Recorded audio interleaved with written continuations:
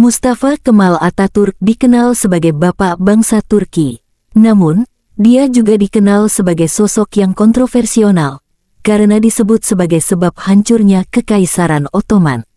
Atatürk menjabat sebagai presiden pertama Turki dari tahun 1923 hingga kematiannya pada tahun 1938. Dalam perjalanannya, dia melaksanakan reformasi yang dengan cepat membuat negara tersebut menjadi sekularisasi dan westernisasi. Di bawah kepemimpinannya, peran Islam dalam kehidupan publik menyusut drastis, undang-undang gaya Eropa diberlakukan, jabatan sultan dihapuskan, persyaratan bahasa dan pakaian baru diberlakukan. Meskipun negaranya secara nominal demokratis, Atatürk terkadang membungkam oposisi dengan cara yang otoriter.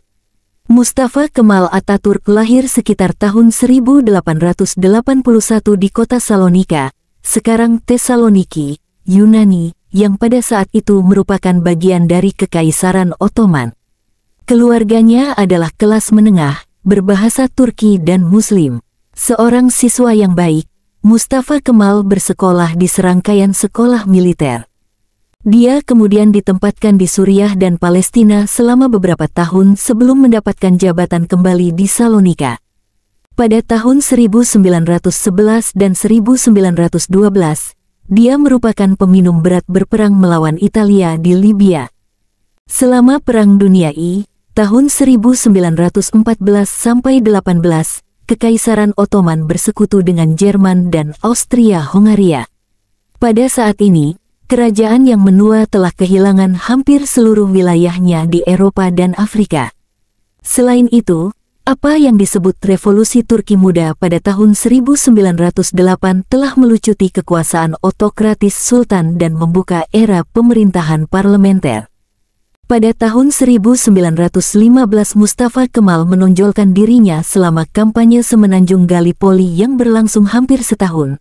Di sana ia membantu menghentikan kekuatan besar pasukan Inggris dan Prancis untuk merebut Istanbul. Berdasarkan perjanjian perdamaian pasca perang yang ditandatangani pada bulan Agustus tahun 1920, sekutu melucuti semua provinsi Arab dari Kekaisaran Ottoman.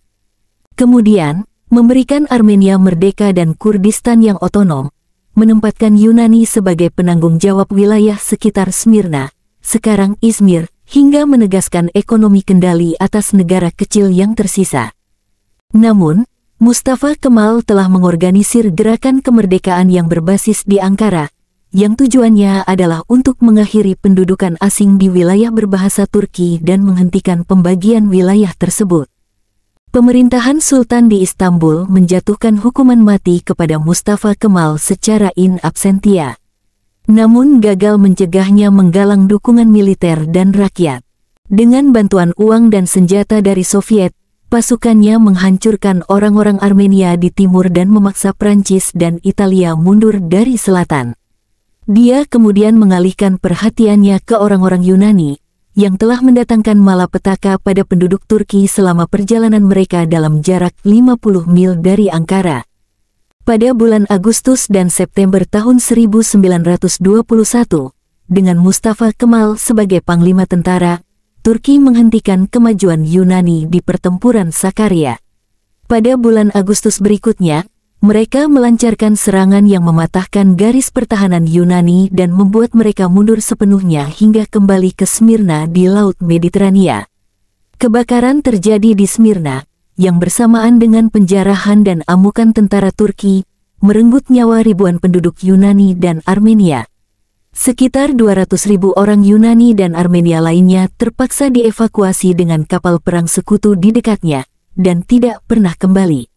Mustafa Kemal selanjutnya mengancam akan menyerang Istanbul, yang sedang diduduki oleh Inggris dan negara sekutu lainnya. Daripada berperang, Inggris setuju untuk merundingkan perjanjian perdamaian baru dan mengirimkan undangan ke pemerintahan Sultan di Istanbul dan pemerintahan Mustafa Kemal di Ankara. Namun sebelum konferensi perdamaian dimulai, Majelis Agung Nasional di Ankara mengeluarkan resolusi yang menyatakan bahwa kekuasaan Sultan telah berakhir. Khawatir akan nyawanya, Sultan Ottoman terakhir meninggalkan istananya dengan ambulans Inggris. Perjanjian perdamaian baru kemudian ditandatangani pada bulan Juli tahun 1923 yang mengakui negara Turki merdeka. Pada bulan Oktober itu, Majelis Agung Nasional memproklamirkan Republik Turki dan memilih Mustafa Kemal sebagai presiden pertamanya.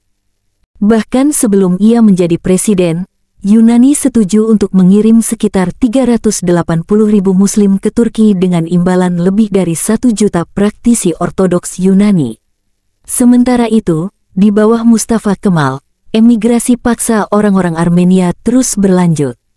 Meskipun Turki kini mayoritas penduduknya beragama Islam, Mustafa Kemal menggulingkan khalifah, penerus Nabi Muhammad SAW dan pemimpin spiritual komunitas Muslim sedunia.